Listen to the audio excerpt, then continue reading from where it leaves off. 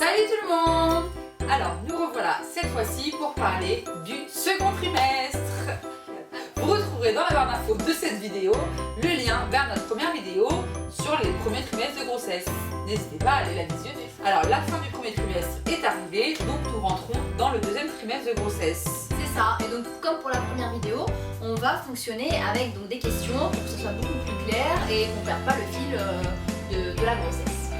Comment s'est passée la première échographie pour toi et quel sentiment t'as eu? Alors moi la première échographie ça s'est passé chez mon gynéco, j'étais super contente parce que j'ai pas dû courir à droite à gauche pour passer l'échographie, c'est lui qui la faisait et je vous dirais même que c'était vraiment super. Si vous pouvez trouver un gynéco qui fait les échographies, franchement, en plus un adorable comme le mien, il me faisait des toutes petites échos à chaque début de rendez-vous, donc pratiquement une fois par mois je voyais ma pépette, j'étais trop contente. La première échographie, j'ai trouvé ça hyper émouvant. Moi ça a été vraiment un bouleversement. J'ai entendu son petit cœur battre et là ça a été vraiment une révélation. C'est comme si j'avais fait une collection avec mon enfant et ça y est, j'avais vraiment réalisé, parce que on te dit t'es enceinte, il y a les prises de sang, on te dit c'est génial, ok, tu sens que t'es bizarre et tout. Mais ok, t'es enceinte, mais de le visualiser, c'est... là, moi j'ai pris vraiment le truc... une claque positive quoi, mais je me suis dit ça y est, vraiment là je l'ai vu. Bon alors je vous cache pas, hein, on le voit, c'est tout petit, microscopique. Bon, on voit quand même la forme du fœtus, la tête, on voit la colonne, les membres, mais c'est pas non plus encore un vrai bébé. Mais du coup quand même on voit, nous en tant que maman, on voit notre enfant, on sait que ça va grandir et on sait que ça y est, c'est là, et en le visualisant je trouve qu'il y a une grosse prise de conscience. Ouais, c'est ça, on prend plus conscience. Ouais. Et toi, comment ça s'est passé? Bah moi, donc pour ma première grossesse, effectivement comme pour Mélodie, ma gynécologue pratiquait donc les échographies. Bon, faut savoir que c'était une gynécologue un peu à l'ancienne, voilà, son matériel était pas terrible, donc on voyait pas grand chose, l'écran était vraiment, mais sans mentir, hein, tout petit, donc déjà que le fœtus est tout petit, mais alors là, je voyais pas grand chose. T'avais pas de télé en face? Non. Ah oui, moi j'étais cool, j'avais la télé et tout. Non, ça c'était la deuxième grossesse du coup, où j'ai changé de gynécologue et là par contre j'ai été suivie dans un centre d'échographie spécialisé, donc en dehors du cabinet de gynécologie. Et effectivement là on voyait vraiment bien, c'était sur écran géant, je voyais mon bébé, toutes les coutures, c'était super. Mais c'est vrai que j'ai eu ce sentiment effectivement un peu de frustration pour le premier, en plus c'est le premier, sûr, ouais. Et du coup bah, ça a un peu gâché la première échographie, même si effectivement le fait d'entendre le cœur et de le voir même s'il était tout petit, bah, ça quand même, effectivement on se rend compte qu'on a vraiment quelque chose. Si, on a eu des photos mais très mauvaise qualité, voilà, alors que la deuxième on a eu des échos en 3 dimensions, ça c'est super. Ouais. Dès la première? Non. Ouais. Non, nous on a eu directement les échos en 3 dimensions et ça c'est génial parce que bah, c'est trop mignon quoi, enfin, au fur et à mesure vous voyez la forme de la tête de votre bébé et tout ça, donc c'est super. Mais ouais, effectivement une petite frustration sur la première grossesse avec la première échographie, mais bon, ça restait quand même quelque chose de super sympa. Après cette première écho, voilà, on passe donc à la deuxième question qui est cruciale pendant la grossesse, c'est la prise de poids et le ventre qui s'arrondit. Comment ça s'est passé pour toi cette fameuse prise de poids, puisqu'elle nous en a beaucoup parlé sur la première vidéo? Ça a été le drame de ma grossesse. À la fin du 3e mois, j'ai été en vacances dans un pays chaud. Le truc que je n'aurais pas dû faire. Je pars en avion, tout va bien, je suis encore à peu près à la normale. Et là, je pose un pied en dehors de l'avion et là, mon corps il a fait pouah, genre la bombe qui a explosé en moi. Ouais, non, mais même pas Hulk dans ce sens-là, c'était plus Hulk dans le bas, j'ai pas compris. Alors, l'altitude, la chaleur, franchement, la première journée, le soir, j'avais des bas de contention, je ne pouvais déjà même plus rentrer dedans. Mes jambes, elles avaient doublé de volume. Mais quand je dis doublé, c'est pas pour rigoler, c'est pas juste genre doublé comme ça. Non, non, c'était doublé vraiment, si vous voulez, quadruplé quoi. Mes jambes, elles faisaient poteau. Du haut vers le bas, c'était poteau. Genre, j'avais plus de cheville, je pouvais plus bouger le pied, enfin, c'était horrible. Et c'était dû à quoi? C'était dû à de la rétention d'eau. D'accord. Je pense l'altitude, la chaleur et la grossesse, bien évidemment, déjà c'est quand même des facteurs qui sont les trois amenés à faire de la rétention d'eau. J'ai toujours eu en plus des problèmes un petit peu de rétention d'eau, mais rien à voir avec ce qui s'est arrivé là, ce qui s'est passé pendant ma grossesse. Du coup, ça a été incroyable. Je mettais mes pieds dans une bassine d'eau froide, ça passait pas, je rentrais plus dans mes frocs. Alors c'était ok, il faisait très chaud, donc du coup heureusement c'était les shorts ou j'avais prévu de prendre les jupes et tout ça. Oui, en fait t'as fait une croix dessus. Mais oui, je passais même pas la jambe, les trucs un peu skinny et tout, c'était mort, c'était dingue. Et là j'ai commencé à paniquer. Alors j'étais en vacances, donc il n'y avait pas de balance, je me suis pas encore pesée. Enfin je me suis pesée avant de partir, je me suis pas pesée là-bas, heureusement. Et là je rentre de vacances, donc je suis partie une dizaine de jours. Je rentre de vacances et j'avais pris en 10 jours 6 kilos. 6 kilos. Alors bon, mais non. Je vous avoue que c'est un pays chaud, c'est un pays du Maghreb, donc là où on mange bien, et évidemment quand j'étais enceinte, on m'a énormément chouchouté, on m'a fait beaucoup à manger, et j'aimais manger. De base, j'aime manger. Moi aussi. J'aime la bonne bouffe, j'aime la vie, j'aime manger. Mais c'est vrai que enceinte, et bah, c'était encore pire. C'était encore pire. Donc du coup, là-bas, c'est très sacré, les femmes enceintes et tout ça, donc on m'a vraiment chouchouté quoi, vraiment. Donc du coup j'ai mangé plus la chaleur avec donc du coup beaucoup de rétention d'eau, ça a fait plus 6 kilos. Mais là quand je suis rentrée, mon gynéco m'a regardé, m'a dit mais madame, il y a un gros souci là, va falloir se calmer. Si vous étiez déjà à 6 kilos de plus, parce qu'attendez, ouais c'est ça quand on fait le calcul, 5-6 kilos en 3 mois. Premier trimestre. Donc premier trimestre 5-6 kilos déjà, alors qu'on doit être à 0. 4e mois, donc en gros si tu calcules, je suis déjà à 10-12, entre 10 et 12. Je vous fais l'arrondissement. Au 4e mois, t'étais à 12 kilos? J'étais à 10 kilos. 10 kilos en 4 mois. Ah ouais, quand même. Ah ouais, non mais grave, grave. Mais là mon médecin m'a dit, c'est pas possible. Oui, c'est ça. On appuyait sur ma jambe, c'est ça, il y avait ça. une explication. Bah oui, c'était pas incroyable. du gras quoi. Bon, il y en avait, je pense qu'il y en avait une partie, c'est vrai, mais la majeure partie c'était l'eau, c'est pas possible. De l'eau, ouais, voilà, surtout quand je vais vous expliquer tout le parcours après, c'est que c'était obligatoirement de l'eau. C'était du gras, c'est vrai. Le bébé qui grossissait, c'est vrai. Mais je pense que c'était ma grosse prise de poids a été en majeure partie due à de la rétention d'eau énorme. Parce que donc 4e mois plus 10, mais c'est qu'après ça s'est pas arrêté là. Alors que par contre, quand je suis rentrée à la maison, quand j'ai vu ça, j'étais affolée. Mon gynéco m'a mis un petit coup de presse en me disant quand même, je veux bien que tu grossisses un petit peu, mais faut pas non plus exagérer. C'est surtout que, en fait, lui, il était très inquiet. Pas inquiet au niveau de ma santé. Il me disait, bon, tant que tu es en bonne santé, que tu fais pas de diabète gestationnel, t'as pas tout ça, c'est une chose. Le problème, c'est que tu vas devoir les perdre après et que ta grossesse, surtout ça va être très difficile, c'est que quand tu prends vachement de poids, c'est que ta grossesse, elle se passe encore plus difficilement parce qu'il faut porter ton bébé, mais il faut pas oublier, c'est que tous les kilos, ça se porte. Donc tous les désagréments de l'ossature, enfin que ce soit dans le dos, dans les jambes, moi je pouvais pas marcher très longtemps, mes jambes elles me faisaient souffrir atrocement, dû à la rétention d'eau, mais dû à la prise de poids, donc c'était horrible. Donc c'est aussi pour ça qu'on dit faites attention à la prise de poids. Donc moi ça a été comme ça, crescendo, toute ma grossesse. À peu près une moyenne de 3 à 4 kilos par mois. Quand vous faites le calcul, bon pas totalement parce que sinon là je dépasserai le seuil. Mais je vais vous dire la vérité, entre vous et moi, et bouge tes oreilles. C'est un secret, j'ai pris environ 30 kilos. Oui, je vous dis 30 kilos pendant ma grossesse. 30 kilos? Eh oui, je n'y croyais pas. Non, mais 30 kilos. Le drame, comment vous dire. Alors, mais rassurez-vous, rassurez-vous. Bon, je fais un petit aparté, parce que on rigole, je sais que c'était de l'eau, parce que 15 jours après avoir accouché, elle avait déjà perdu 17 kilos. Dans les 30 kilos, en gros, finalement, je me suis bien rendu compte que ces 17 kilos là, il y avait forcément le bébé, mais c'était le placenta, le liquide amniotique. Mais tout le reste, c'est que c'était de l'eau. Parce que j'allaitais, donc je faisais pas de régime particulier. Donc c'est que vraiment, 17 kilos en 15 jours, ça peut pas être autre chose que de l'eau. Et les médecins ont bien expliqué que ça pouvait pas être autre chose que ça. Donc déjà, rassurez-vous, ça peut être beaucoup de poids, mais un autre petit aparté, ma fille a 1 an et j'ai perdu tous mes kilos de grossesse. Il m'en reste quelques-uns à perdre pour être vraiment bien. Comment ça s'est passé? Ben moi, au niveau de ma prise de poids, ça a été une grossesse plutôt classique. J'ai pris des kilos comme, je pense, comme la plupart des personnes. J'ai pas eu de problème de rétention d'eau, j'ai pas eu de problème de prise de surpoids, enfin de surpoids on va dire. Je peux dire surpoids, oui. Ouais. Non mais c'est vrai, oui, c'est ça. Pendant la grossesse c'est un sujet qui est délicat. Moi ma première gynéco elle m'a engueulée clairement. Oh mais c'était... elle m'a engueulée... la vieille de chez la vieille quoi, voilà. C'était à la dure, à la dure. Elle m'engueulait vraiment, limite elle me mettait pas au régime quoi. Mais bon, je faisais attention etc. Mais après bon c'est une grossesse donc forcément on a des envies, forcément je sais pas pourquoi j'avais que des envies de malbouffe mais ça c'est à ne pas refaire s'il vous plaît les filles. Enfin en tout cas si vous en avez pas des envies, ne le faites pas, une fois par semaine. Je passe chez toi, tu veux quoi manger? McDo. Du McDo.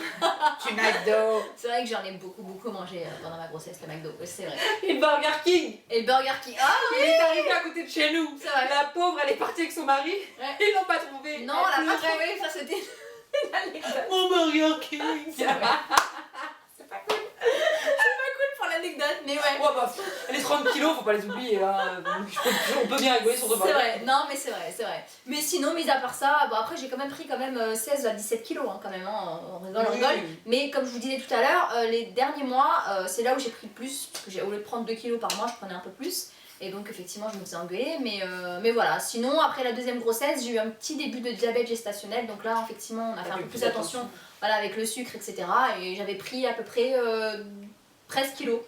13-14 kilos par rapport à la première grossesse. Donc voilà pour la prise de poids. En prenant du poids, on a les vêtements, on rentre plus dedans.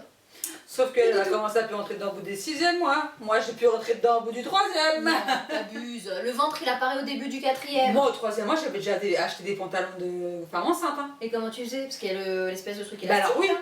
Elle était hyper grande, ça c'est vrai. Mais je les ai achetés en mode serré. Tu les as achetés où d'ailleurs? Moi les 3/4 de mes vêtements de femme enceinte, je les ai achetés à H&M. Franchement, ouais. H&M, si on peut vous recommander une boutique. Ouais, rapport qualité-prix.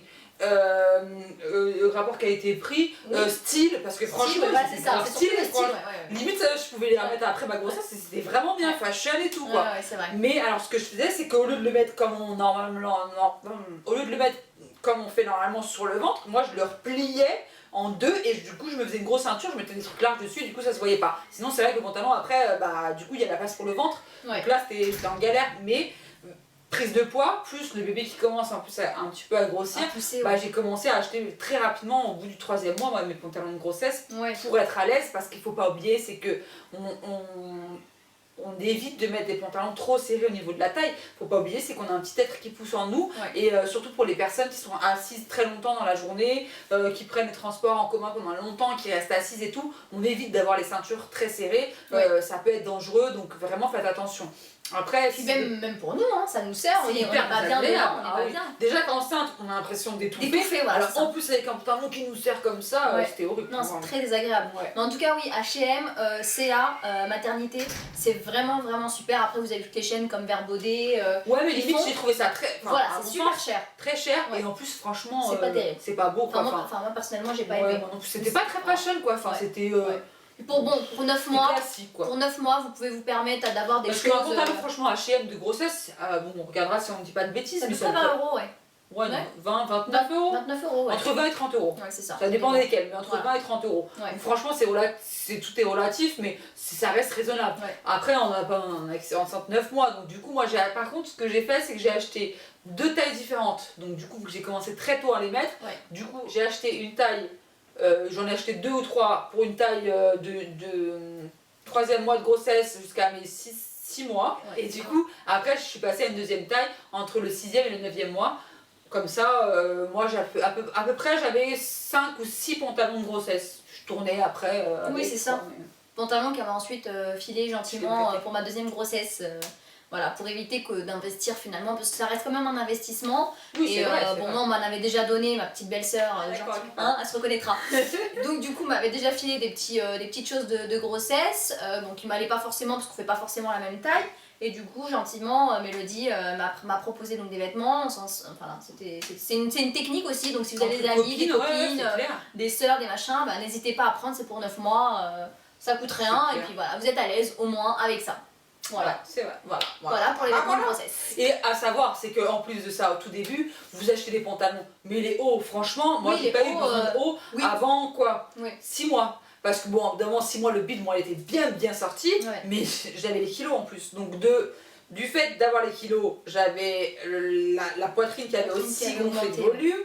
Donc tous les kilos la poitrine et le bide, ça faisait comme d'un moment j'avais des t-shirts ras le nombril. Vous voyez mon bide sortir, c'était pas possible. Là je dis non, non, parce que les t-shirts de femmes enceintes, du coup ils sont plus longs devant pour pouvoir bien cacher le ventre. C'est ça, on voit pas le petit bidou quoi. Voilà, mais jusqu'à 6 mois, franchement, moi j'ai pas acheté de haut, j'ai pas eu besoin d'acheter des hauts particulièrement femmes enceintes. Ouais. D'ailleurs, elle m'avait donné une technique aussi, tu m'avais conseillé les brassières. Oui. Pour celles qui ont des grosses poitrines. Grosses poitrines de base, qui ont pris énormément de poids. Pour éviter que les seins ne tombent pendant la grossesse, c'est très important de la porter quasiment H24, même quand on dort. Voilà, on nous dit de dormir avec le soutien-gorge matin, midi et soir et la nuit. Mais franchement c'est super désagréable, les baleines ça sert, plus le ventre qui commence à sortir, les bretelles je sais pas, c'était pas adapté. Ah moi j'avais juste une envie, c'était de l'enlever quoi. Ah ouais, c'était hyper... ça m'appuyait, en plus t'as grossi la boîte, tes seins grossi donc tu rentres dans tes soutifs. Donc nous on avait trouvé une alternative du coup qu'on a acheté au marché, 5 € l'unité. Franchement c'est super, vous savez c'est les... Ils sont beaux hein. Ouais. Enfin, ça reste une brassière. Ça fait un peu sport un peu. Ouais c'est une brassière, mais vous savez c'est des matières hyper élastiques. Comment dire, c'est en synthétique, hyper élastique, donc du coup il n'y a pas les attaches, les bretelles sont larges, donc du coup ça tient bien. Je dirais pas que ça a un maintien énorme, je vous dirais pas par exemple demain aller faire du sport avec, mais franchement pour la grossesse, et du coup vu que le niveau du dessous de la poitrine c'est élastique, même quand vous prenez du ventre, vous n'êtes pas gêné. Du coup on a pu les mettre tout au long de notre grossesse. Moi au début je les mettais que la nuit, et au fur et à mesure où j'ai commencé à plus du tout rentrer dans mes soutiens-gorge, j'ai acheté des soutiens-gorge plus grands. Et après, je me suis dit, allez, arrête avec tes soutiens-gorge, c'était super mal à l'aise, c'est hyper gênant, et du coup, moi j'ai mis ça toute ma grossesse. C'est ça, moi aussi. Je dormais avec, je me réveillais, je l'avais, enfin j'étais tout le temps avec, et franchement, super à l'aise. Nickel. Vraiment. Alors, donc on passe à la question suivante, pas forcément rigolote, donc c'est tous les mots de grossesse, encore une fois, sur la période du deuxième trimestre. À contraire du premier trimestre, là, plus du tout de nausées, tout allait bien, franchement. Je me suis sentie beaucoup mieux d'un coup, que l'état intérieur était mieux, mais l'état physique, n'oublions pas, on a pris du poids, enfin j'ai pris déjà beaucoup de poids, j'ai le ventre qui grossit, donc du coup tout ça fait que j'avais quand même un sentiment d'étouffement un peu au quotidien. Je pouvais pas marcher longtemps, j'ai eu une sciatique très rapidement au niveau des grosses, enfin j'ai eu une sciatique très rapidement pendant ma grossesse. Et du coup, donc toi, tes mots de grossesse, comment ça s'est passé? Bah les mots de grossesse un peu comme Mélodie, du coup, pareil. Si vous voyez une petite mal, voilà, c'est ma fille qui s'est réveillée de la sieste. Normal, c'est la petite Elia. Du coup, un peu comme pour Mélodie, donc beaucoup de difficultés aussi à marcher, ça a commencé. Beaucoup de difficultés pour dormir. Après moi, je sais pas si t'as eu ça, mais beaucoup d'allées et venues au pipi room. Parce que bébé commençait à appuyer sur la vessie. Attends, faut qu'on leur dise déjà, on est des petites vessies de base, de nature. Vessie, voilà, c'est ça. Donc déjà, on a tout le temps envie d'aller pisser. Genre nous, quand on sort toutes les deux, on se dit, on repère les chiottes. La nuit, tu te lèves pas 3 fois la nuit pour aller pisser? 3 fois. 4, 5, 6 fois, oui, 10 fois moi dans la nuit. Voilà. Ouais, non mais pareil, c'est vrai. Donc très difficile le deuxième trimestre. Puisque c'est là en fait on se rend compte qu'on est vraiment enceinte entre la prise de poids, le manque de sommeil, les sciatiques. Ça commence déjà le manque de sommeil à cette période-là? Oui, parce qu'avec les pipis pendant la nuit, c'était compliqué. Le bébé qui était encore haut pour dormir et pour respirer, le rythme cardiaque qui est tout le temps élevé. Et donc voilà, pour les mots de grossesse. Et donc du coup pendant ce trimestre, il y a aussi la deuxième échographie. Ouais, il y a la deuxième échographie où bébé du coup est beaucoup plus développé, il a sa petite tête, son petit nez. En tout cas bébé, on voit que c'est un bébé quoi, c'est plus un petit étard comme sur la première échographie, là il a vraiment les membres. Ouais, ça y est, on voit vraiment que c'est un bébé quoi. Voilà, exactement, donc qui se développe petit à petit. Donc pareil, c'est encore une découverte, c'est magique. Ça fait toujours plaisir de le revoir, parce qu'on l'attend à chaque fois cette échographie. Donc moi ça va, comme je disais, je l'ai eu chaque mois, en fait j'ai eu une petite écho, donc du coup c'était pas spécialement celle des 5e mois où c'était dingue, c'était un peu chaque rencontre avec bébé à chaque rendez-vous chez le gynéco, donc du coup c'était beau, mais pas plus qu'à chaque fois où j'ai pu la voir quoi. Voilà. Et donc du coup, toi, t'as commencé à chercher les prénoms à partir de quand à peu près? Du coup, alors, cette deuxième échographie vous permet du coup de connaître le sexe de bébé. Voilà. Qu'est-ce que ça va être? Fille, garçon, Et du coup, pour moi, comme vous savez, 2 garçons, voilà. Et moi, une petite fille. Et une petite fille. Et donc à partir de là, on se pose la question, je pense que toi aussi ça a été pareil, on commence à se dire, comment on va les appeler. Et là je me suis dit oh là là, quelle galère. Ouais, galère. Alors, on se rend pas compte en fait, on se dit ouais il y a plein de prénoms et tout, mais plein de prénoms, ok, mais qui nous plaisent, c'est une autre chose, et qui nous plaisent en tant que femme enceinte. Ouais. Parce que savoir que quand on est enceinte, il y a toutes les hormones qui sont là en ébullition, C'est ça. je sais pas si c'était ton cas, mais on n'aime pas vraiment la même chose que d'habitude. Non, c'est vrai. Donc du coup le On est prénom, autre personne, hein. et puis on se dit surtout le prénom, c'est à vie. Ouais. Faut pas que je me plante, c'est Ouais. pas parce que genre j'ai mes idées de femme enceinte que je vais choisir un prénom tout pourri et qu'après je vais regretter. Ouais. Donc ouais, non, moi ça a été un peu le parcours du combattant. On n'est pas toute seule, hein. Donc voilà, c'est d'autant plus compliqué de choisir un prénom voilà, qui va plaire aux deux finalement. Donc, En plus, ouais, c'est ça. donc voilà, ça a été une longue recherche, en tout cas moi jusqu'à la fin, ça a été une longue Moi aussi, recherche. ça a été vraiment jusqu'à la fin. Voilà. Jusqu'à la dernière semaine, je me suis dit, bon, ça y est, c'est sûr, je vais l'appeler comme ça. Parce que t'as toujours le doute, tu te dis, bon, je vais Ouais. l'appeler comme ça. Ouais. Oh, puis celui-là, il est pas mal. Ouais. Oh, puis ce prénom-là, il est Ouais. pas mal quand même. Ouais. Et puis tu te le répètes, et puis tu te le répètes avec le nom de famille. C'est Et ça. puis tu te dis, oh, bon, tu sais pas à 100%. Et puis jusqu'au moment où tu sais que c'est ça, c'est bon. Voilà, ça passe. Ça Ça y est. passe ou ça casse, et puis finalement ça passe. Donc rassurez-vous, si vous n'avez pas de prénom, Ça peut être les jusqu'au dernier 7-8 moment. premiers mois de votre grossesse, c'est pas très grave. Hein. Même le jour de l'accouchement, ça se trouve, vous aurez une révélation et le prénom viendra. Il y en a donc, qui changent au dernier moment de prénom. Voilà, ça c'est vrai. Donc voilà pour nous, pour ce second trimestre. Et puis bah du coup, On se retrouve dans une prochaine vidéo Voilà. pour la fin de grossesse. pour la fin de grossesse avec l'accouchement et la première semaine des bébés. On espère que la vidéo vous aura plu, donc comme d'habitude, si vous avez aimé les petits pouces, voilà, qu'est-ce qu'on peut leur dire d'autre? Retrouvez-nous sur le blog melinelifestyle.fr. Et surtout, abonnez-vous. Abonnez-vous et partagez si vous aimez ce qu'on fait. À très bientôt. À très bientôt. Ciao ciao. Ciao. Donc ça c'était vraiment génial. Bah non, t'étais pas là. T'étais pas là. Con, moi. Alors, du coup, Excusez-nous, hein, on a 6e mois, une 9e mois. un 9e mois, ouais. 9e mois. Pour respirer. Et elle est en train de se foutre de ma gueule. Bébé. Oh putain. Ciao. Ouais, j'aurais dû la filmer. Ah grave.